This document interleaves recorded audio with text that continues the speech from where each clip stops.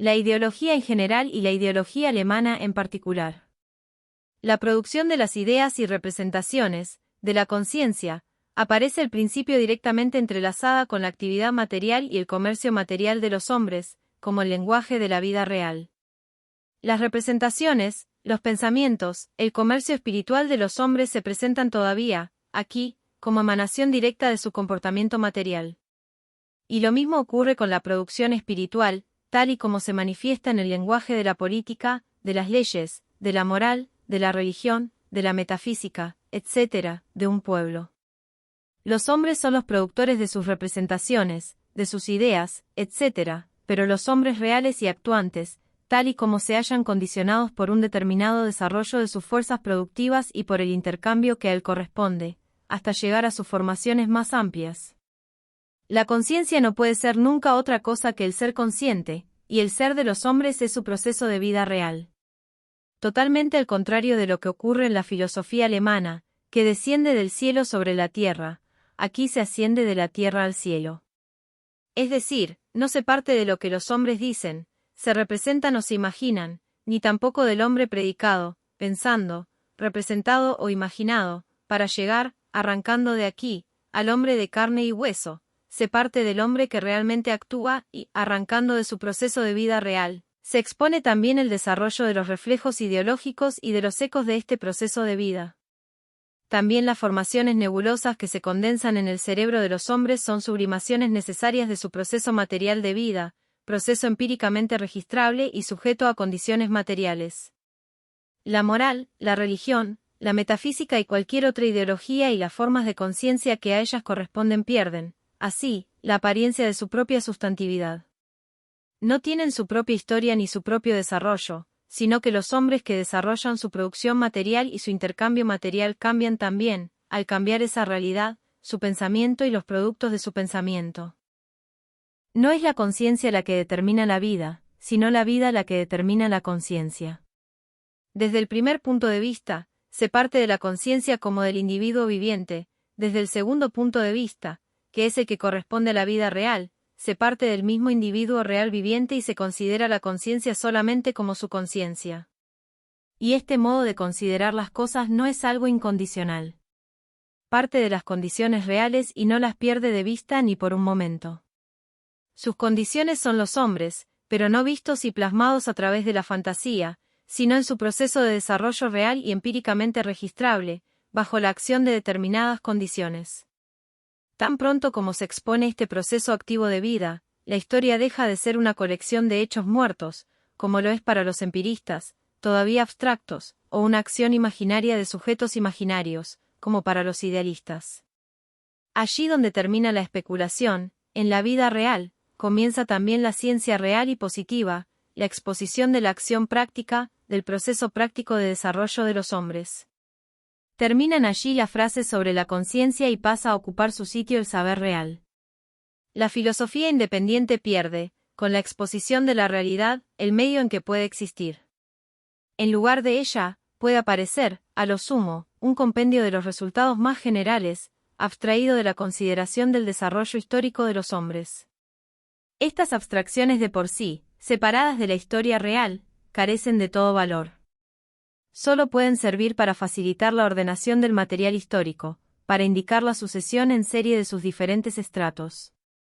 Pero no ofrecen en modo alguno, como la filosofía, una receta o un patrón con arreglo al cual puedan aderezarse las épocas históricas. Por el contrario, la dificultad comienza allí donde se aborda la consideración y ordenación del material, sea el de una época pasada o el del presente, la exposición real de las cosas. La eliminación de estas dificultades se halla condicionada por premisas que en modo alguno pueden exponerse aquí, pues se derivan siempre del estudio del proceso de vida real y de la acción de los individuos en cada época. Destacaremos aquí algunas de estas abstracciones, para oponerlas a la ideología, ilustrándolas con algunos ejemplos históricos.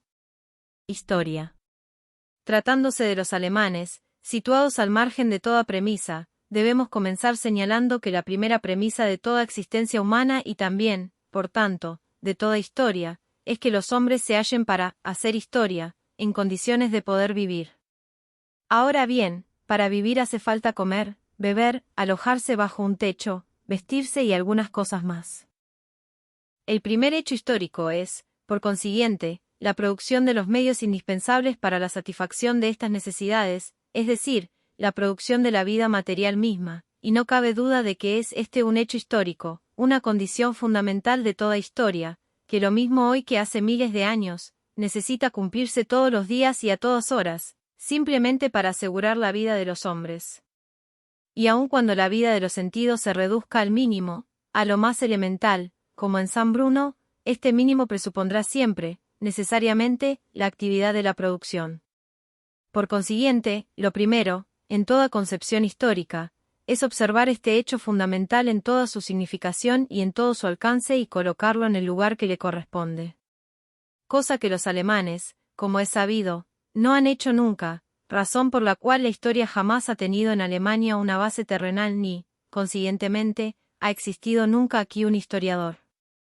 Los franceses y los ingleses, aun cuando concibieron de un modo extraordinariamente unilateral el entronque de este hecho con la llamada historia, ante todo mientras estaban prisioneros de la ideología política, hicieron, sin embargo, los primeros intentos encaminados a dar a la historiografía una base materialista, al escribir las primeras historias de la sociedad civil, del comercio y de la industria. Lo segundo es que la satisfacción de esta primera necesidad, la acción de satisfacerla y la adquisición del instrumento necesario para ello conduce a nuevas necesidades, y esta creación de necesidades nuevas constituye el primer hecho histórico.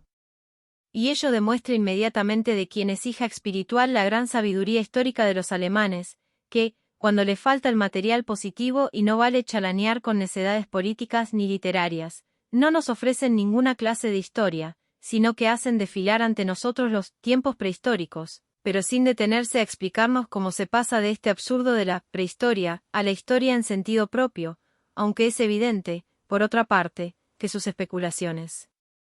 históricas se lanzan con especial fruición a esta prehistoria, porque en ese terreno creen hallarse a salvo de la injerencia de los toscos hechos y, al mismo tiempo, porque aquí pueden dar rienda suelta a sus impulsos especulativos y proponer y echar por tierra miles de hipótesis.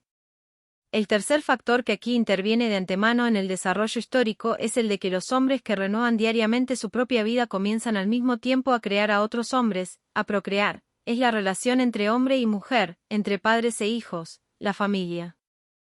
Esta familia, que al principio constituye la única relación social, más tarde, cuando las necesidades, al multiplicarse, crean nuevas relaciones sociales y, a su vez, al aumentar el censo humano, brotan nuevas necesidades, pasa a ser, salvo en Alemania, una relación secundaria y tiene, por tanto, que tratarse y desarrollarse con arreglo a los datos empíricos existentes, y no ajustándose al concepto de la familia misma, como se suele hacer en Alemania. Construcción de viviendas. De suyo se comprende que, entre los salvajes, cada familia tiene su propia caverna o choza, como entre los nómades ocupa cada una su tienda aparte. Y el desarrollo ulterior de la propiedad privada viene a hacer aún más necesaria esta economía doméstica separada. La construcción de ciudades representó un gran progreso. Sin embargo, en todos los periodos anteriores, la supresión de la economía aparte, inseparable de la abolición de la propiedad privada, resultaba imposible, entre otras cosas, porque no se daban las condiciones materiales para ello. La implantación de una economía doméstica colectiva presupone el desarrollo de la maquinaria, de la explotación de las fuerzas naturales y de muchas otras fuerzas productivas, por ejemplo de las conducciones, de la iluminación por gas, de la calefacción a vapor, etc., así como la supresión, de la contradicción, de la ciudad y el campo.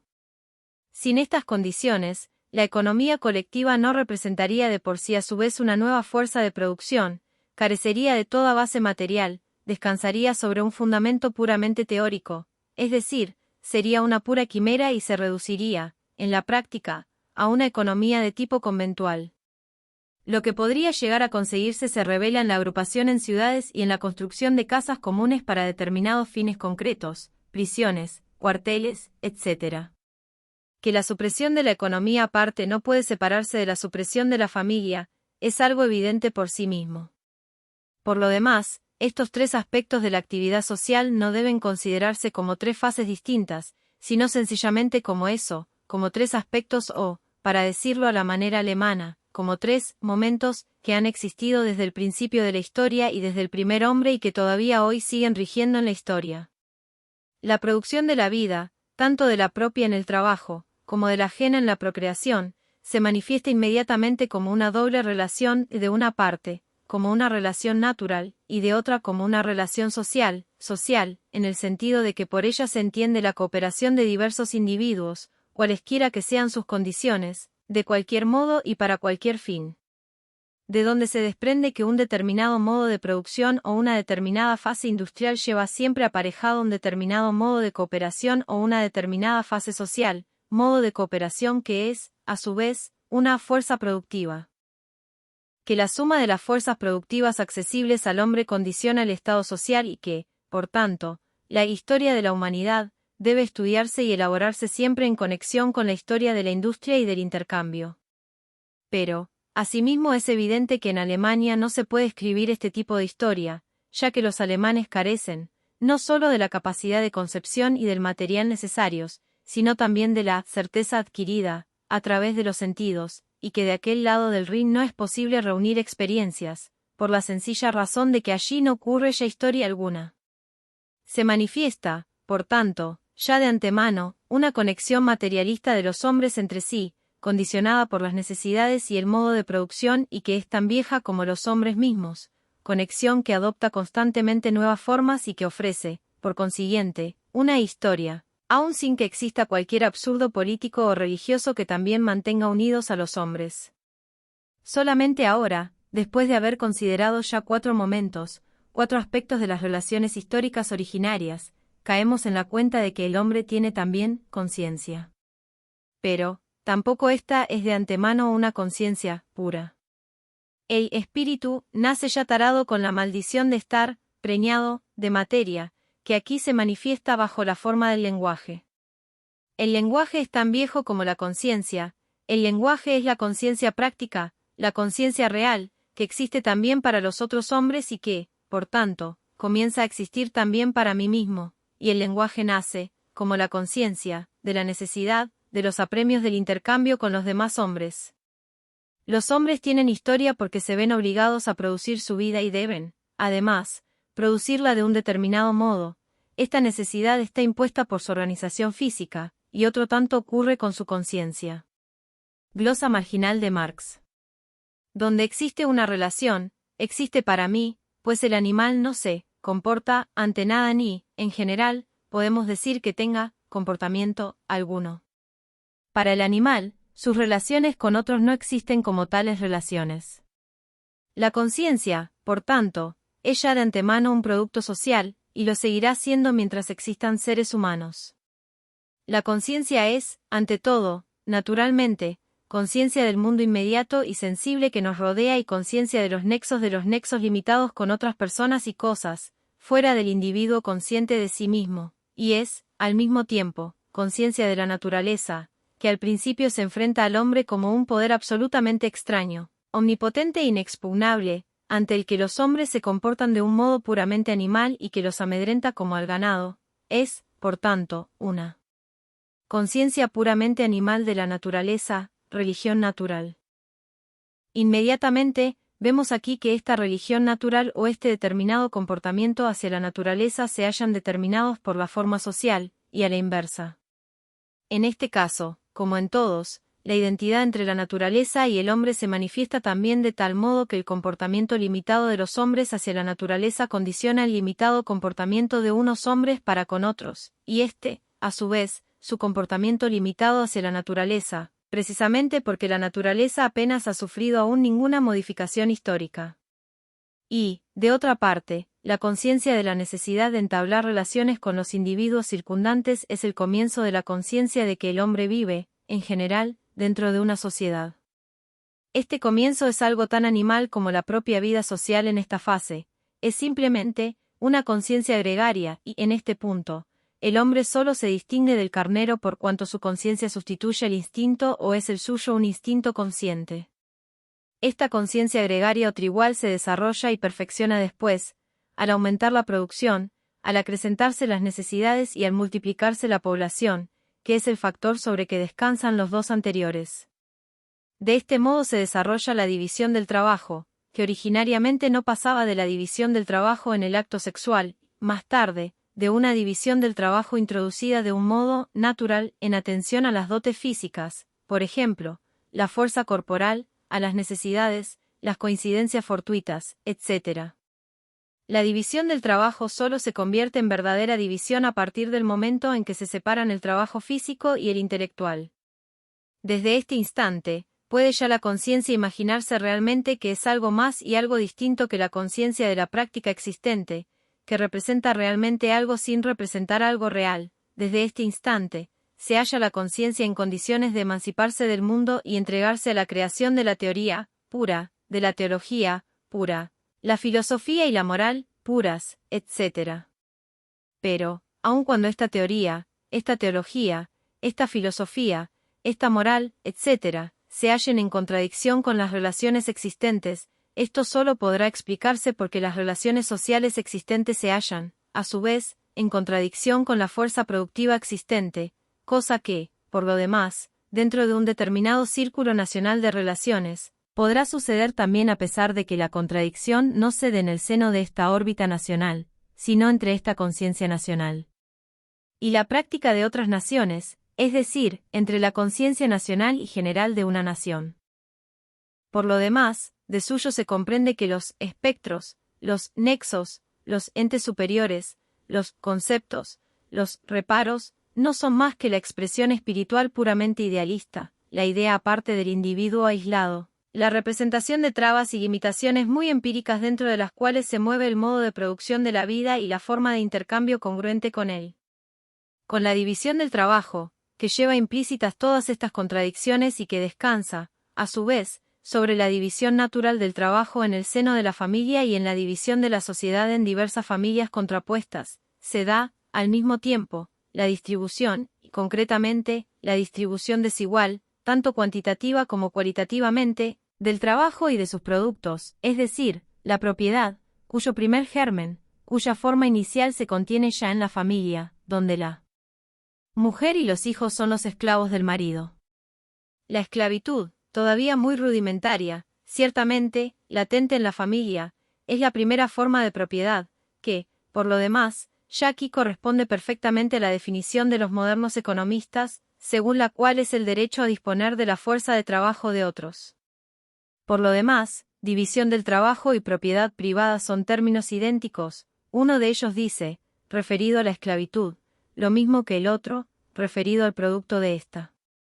La división del trabajo lleva aparejada, además, la contradicción entre el interés del individuo concreto o de una determinada familia y el interés común de todos los individuos relacionados entre sí, interés común que no existe, ciertamente, tan solo en la idea, como algo general, sino que se presenta en la realidad, ante todo, como una relación de mutua dependencia de los individuos entre quienes aparece dividido el trabajo.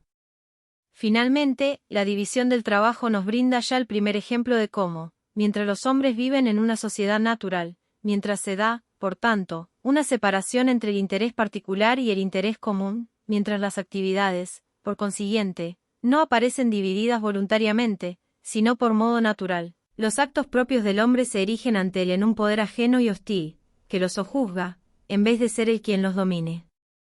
En efecto, a partir del momento en que comienza a dividirse el trabajo, cada cual se mueve en un determinado círculo exclusivo de actividades, que le es impuesto y del que no puede salirse. El hombre es cazador, pescador, pastor o crítico, y no tiene más remedio que seguirlo siendo, si no quiere verse privado de los medios de vida, al paso que en la sociedad comunista, donde cada individuo no tiene acotado un círculo exclusivo de actividades, sino que puede desarrollar sus aptitudes en la rama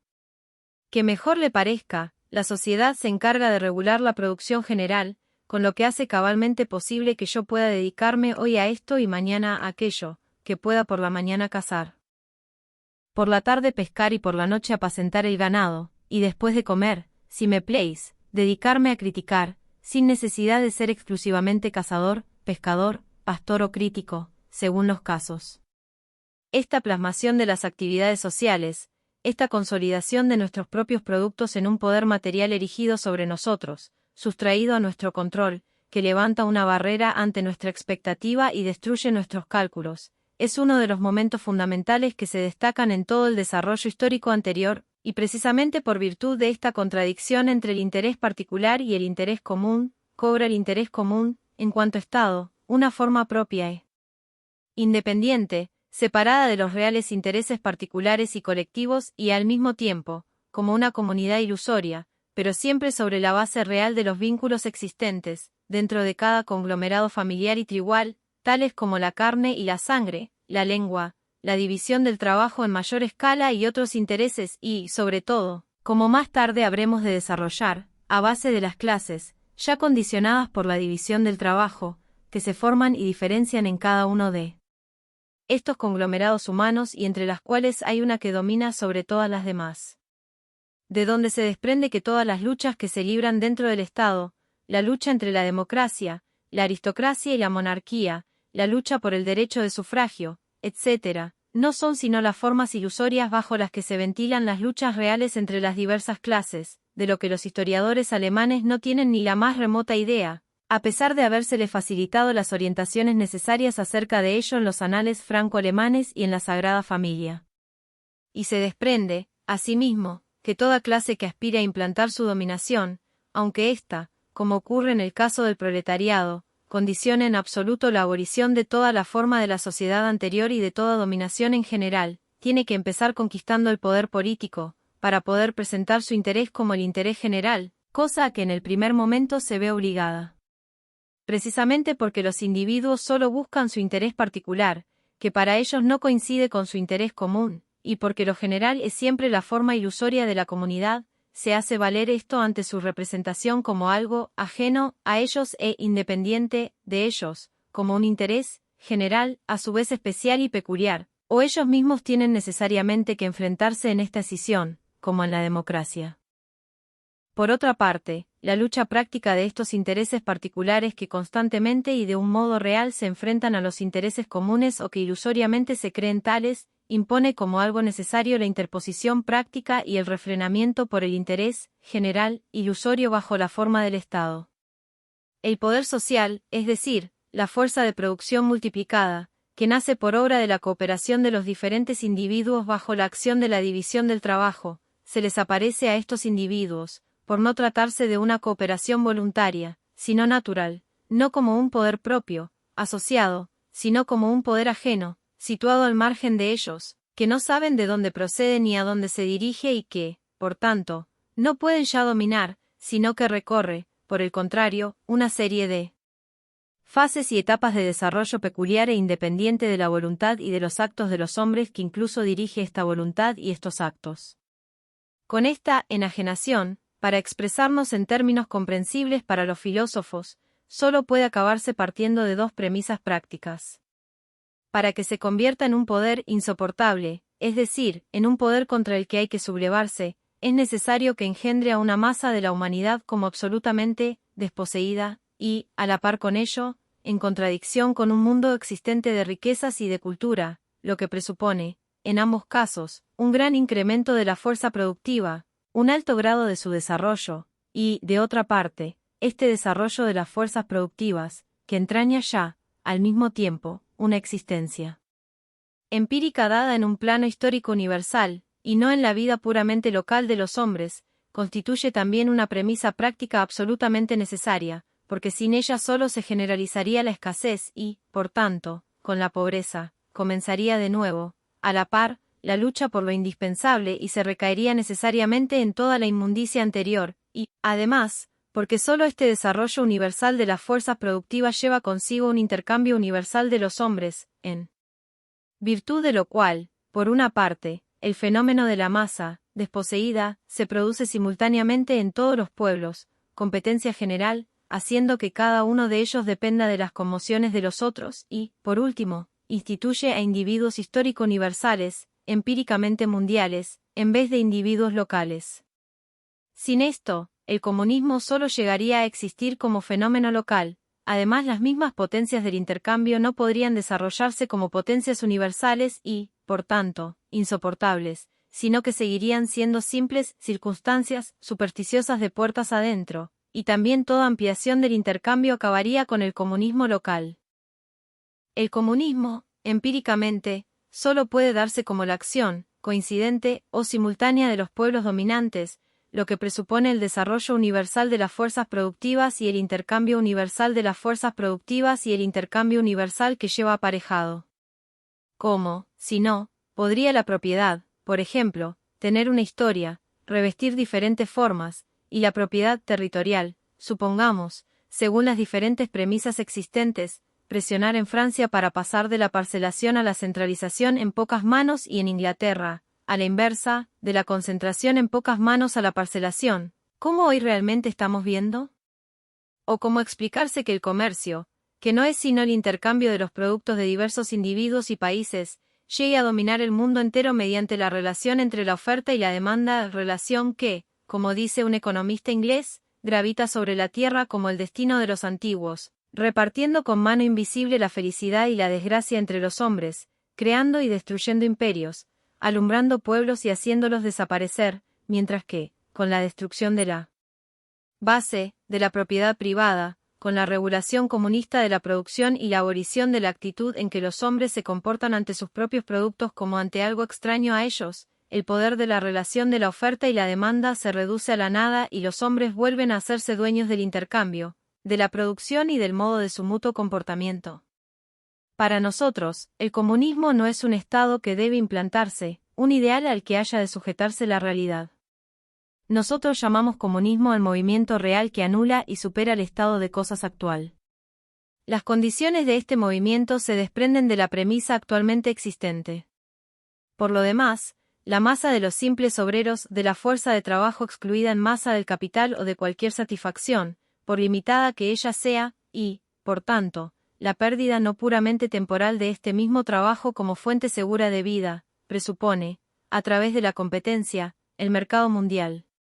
Por tanto, el proletariado solo puede existir en un plano histórico mundial, lo mismo que el comunismo, su acción, solo puede llegar a cobrar realidad como existencia histórica universal. Existencia histórica universal de los individuos, es decir, existencia de los individuos directamente vinculada a la historia universal. La forma de intercambio condicionada por las fuerzas de producción existentes en todas las fases históricas anteriores y que, a su vez, las condiciona es la sociedad civil, que, como se desprende de lo anteriormente expuesto, tiene como premisa y como fundamento la familia simple y la familia compuesta, lo que suele llamarse la tribu, y cuya naturaleza queda precisada en páginas anteriores. Ya ello revela que esta sociedad civil es el verdadero hogar y escenario de toda la historia. Y cuán absurda resulta la concepción histórica anterior que, haciendo caso omiso de las relaciones reales, solo mira, con su limitación, a las acciones resonantes de los jefes y del Estado. La sociedad civil abarca todo el intercambio material de los individuos, en una determinada fase de desarrollo de las fuerzas productivas.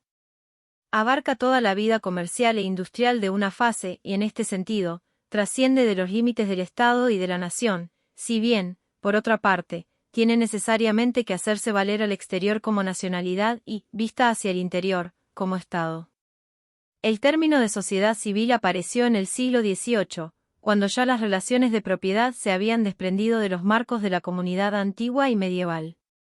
La sociedad civil en cuanto tal solo se desarrolla con la burguesía, sin embargo, la organización social que se desarrolla directamente basándose en la producción y el intercambio, y que forma en todas las épocas la base del Estado y de toda otra superestructura idealista, se ha designado siempre, invariablemente, con el mismo nombre.